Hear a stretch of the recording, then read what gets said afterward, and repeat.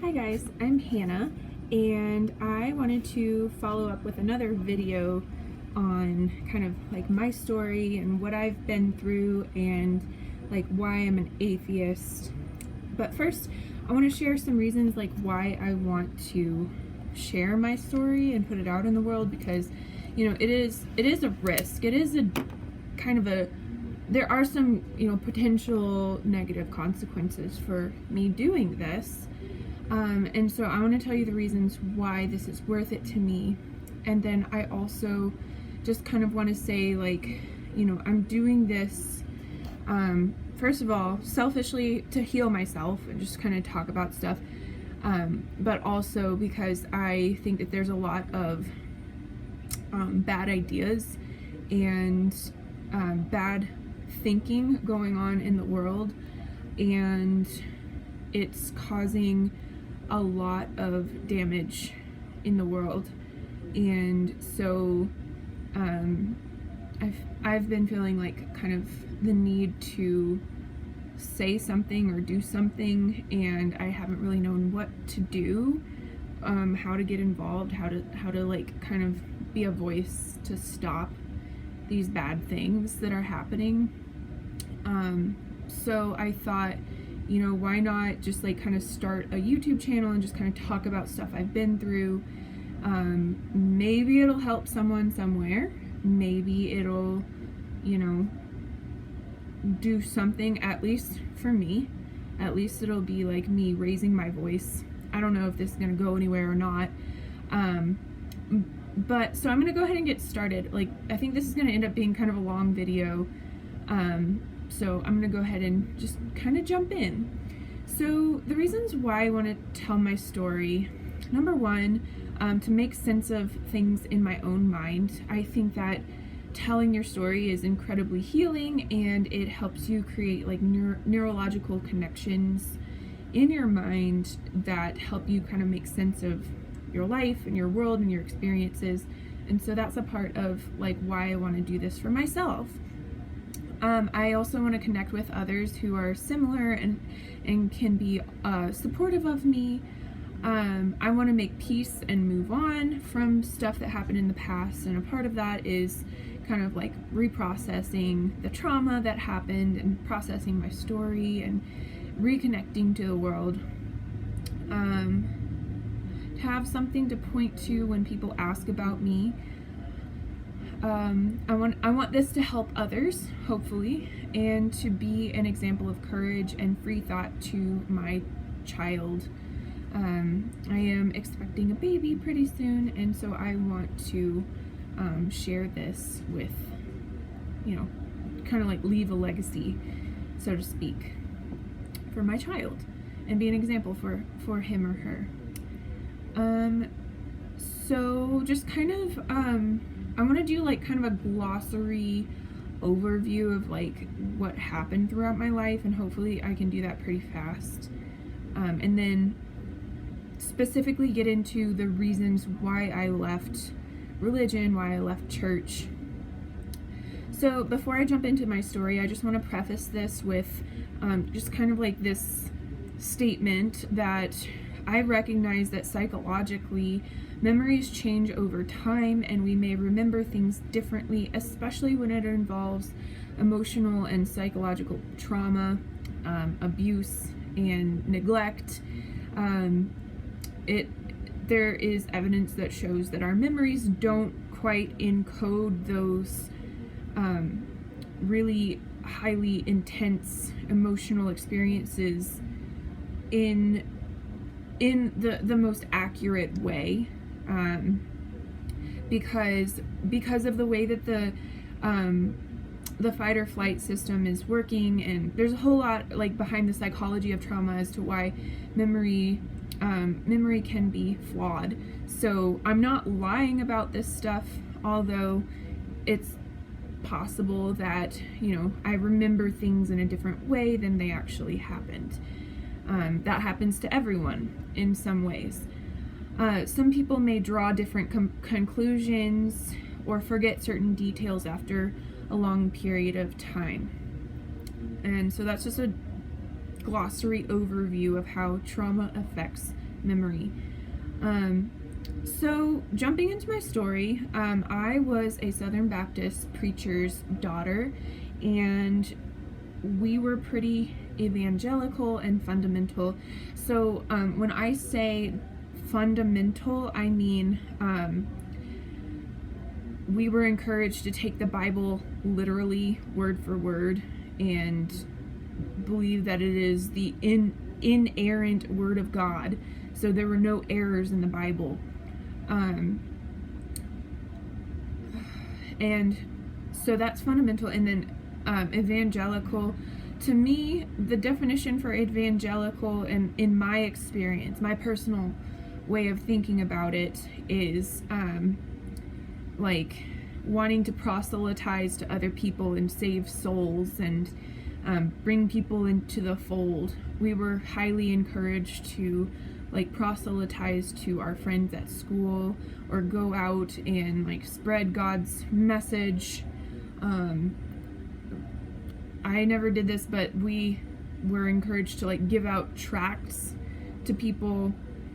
And when I was in youth group in middle school, we actually did quite a bit of proselytizing in different ways. And yeah, I now look back.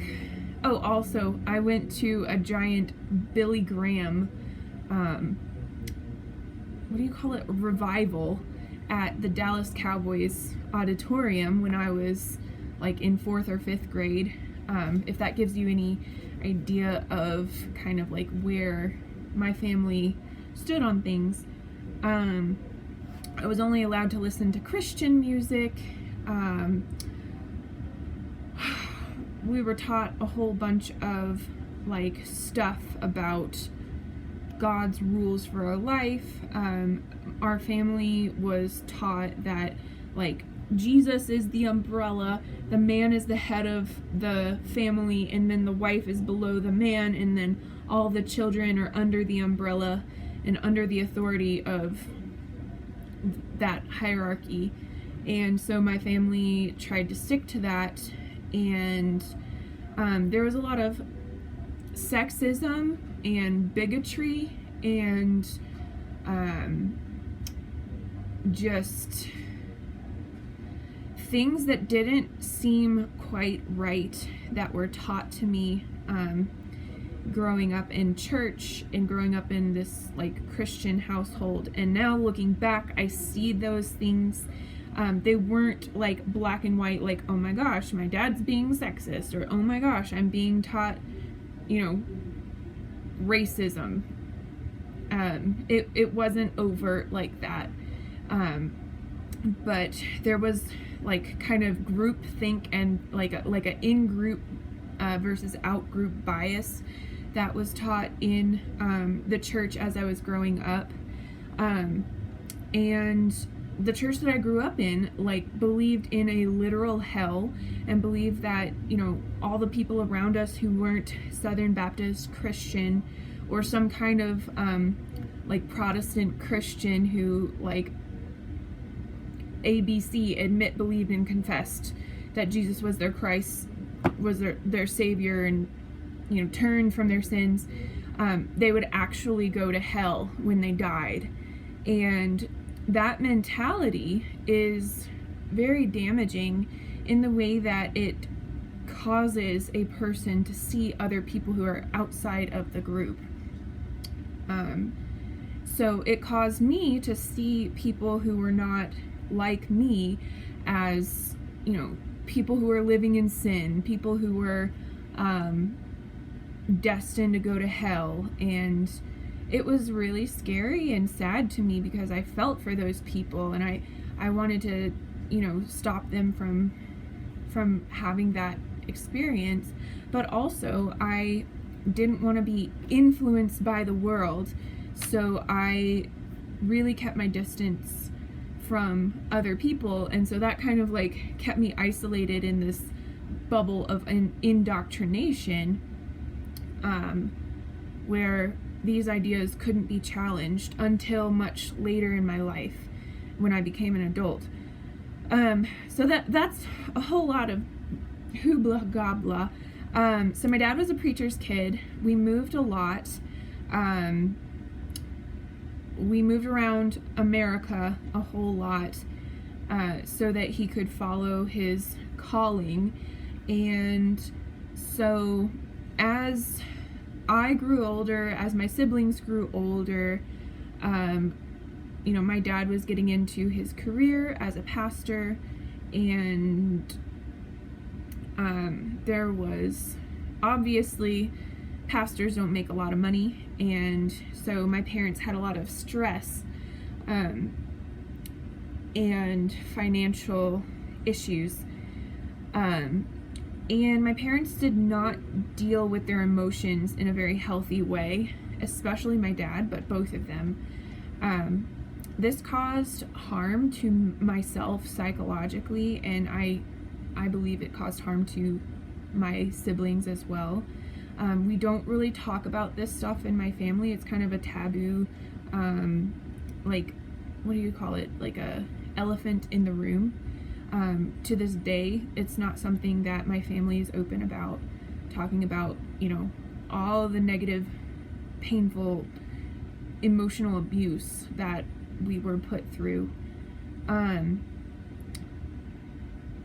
So as I grew older and grew into my teenage years, the emotional abuse and the arguing and fighting and just really unpleasant, uncomfortable, like walking on eggshells feelings were just escalating and getting worse as we grew older, and it caused a lot of harm. I was very scared all of the time, feeling like I was walking on eggshells, feeling like at any moment I could make a mistake and set my dad off, and he will go off on all of us.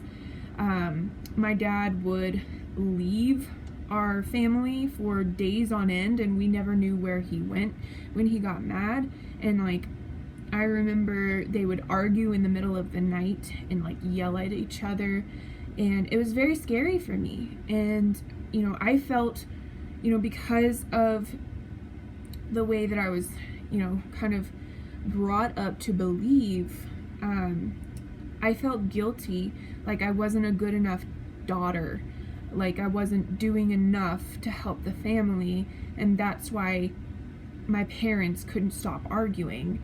And so because I internalized that guilt and shame and blame, I really struggled with depression, and later on it turned into psychological trauma, and I'll talk about that some more.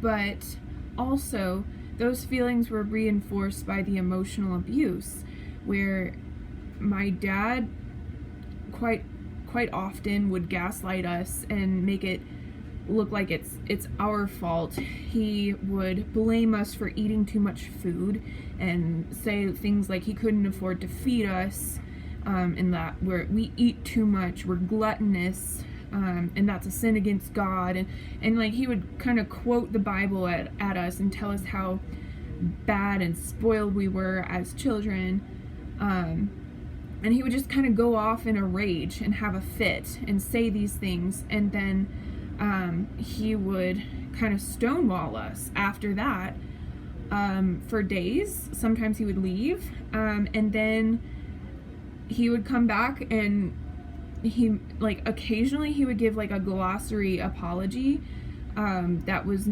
to me, not very heartfelt, to me not very genuine, and then he would we would all have to just kind of go on with our lives and pretend like that didn't happen, and the cycle of abuse kept happening and escalating and getting worse and all of that stuff. So I fast forward a few years, so in order to kind of put this stuff in context and why I'm using the words I'm using now, the language I'm using now to describe this, I studied psychology in college because I felt the need to heal myself, and understand what happened to me and like why I was hurting so bad. So I now look back and see that in my teenage years, I experienced religious, spiritual, and psychosocial trauma. And so religious trauma is where people use a religion to guilt you and shame you into doing certain things or acting in a certain way to control your behavior, more or less. And spiritual trauma, to me, is a little bit different in that it hurt my sense of who I am, my sense of self. It hurt my connection to God. It hurt my connection to the universe, to humanity. It kind of like isolated me and caused me to feel like this very small, terrible person. And then psychosocial trauma.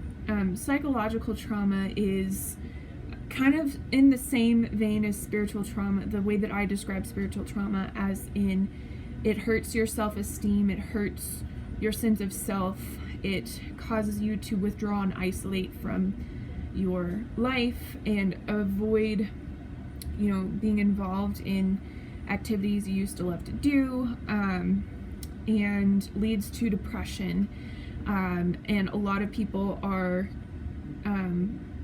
have a lot of hyper arousal, where you can't sit still, you are fidgety, you are scared that something bad's gonna happen, danger, you feel like you're constantly in danger.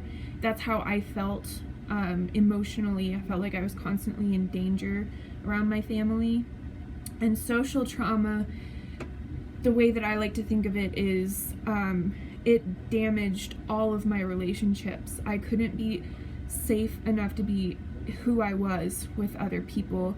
I struggled to form friendships because I was so scared of everyone. I was scared of being hurt. I was just like walking around just very sensitive to being judged or ridiculed or rejected. And so I isolated myself, and I actually got to the point where I could not speak my mind. I could not say how I felt. I feel like I couldn't even identify the emotions that I was feeling. I was very numb, and I was like an emotional zombie. And so when I was around other kids, when I was around friends and stuff, it's like I felt like this kind of like automaton, like a robot type of person, where I was like trying to do the things that I see other kids doing, like joking around, laughing, talking about things, cutting up, having a good time. I felt that I felt so disconnected from myself that I had to fake the ability to socialize. And so it made me feel very awkward, and I felt that kept other people from wanting to talk to me as well. And that affected my self-esteem too, because I felt like I was being rejected. And so it was this negative cycle that happened. And that's social trauma. So religion failed to help me cope with this. And I think I'll probably just leave that as it is, because I'm talking a whole lot, and it's already 20 minutes in. I'll talk more about that later. I found that church people, so fast forward, okay,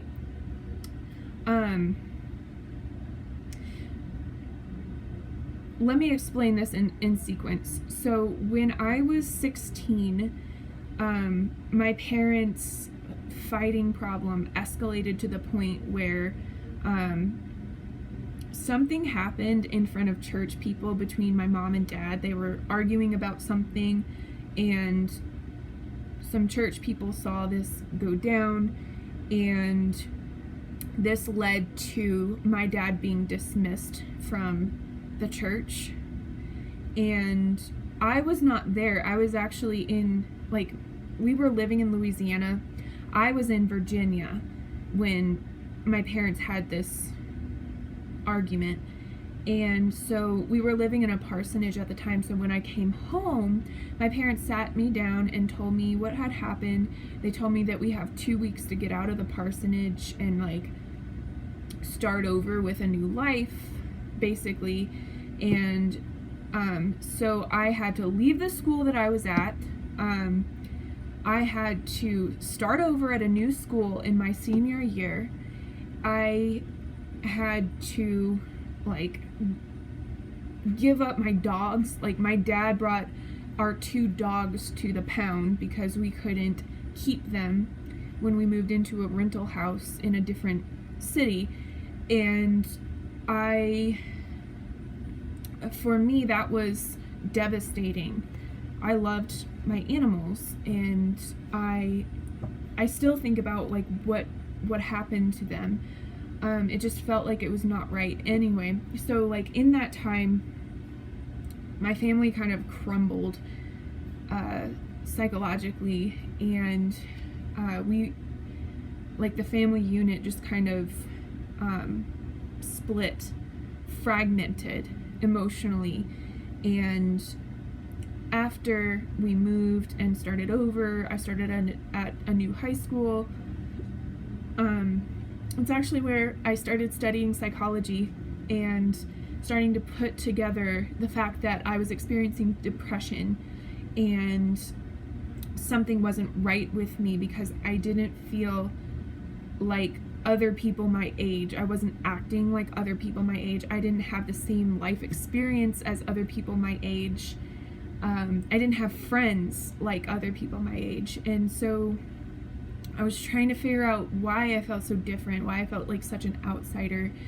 And in the meantime, my dad became like this shell of a person. He was very depressed, and I don't want to go too much into it. That's not my story to tell, but suffice to say, he was a very mean, angry, bitter, cruel person at this point in my life. And I was already experiencing so much pain, and he heaped more upon me at that time. And so I turned to religion more and more, like read the entire Bible in my senior year, and it did not help me cope. I read some really bullshit things in the Bible that just kind of opened my eyes, and like I started to realize, I started to put together, okay, these are some really bad, awful, horrible ideas. These are some really bigoted, sexist, racist, pro-slavery, pro-cruelty, pro-abuse ideas towards other people.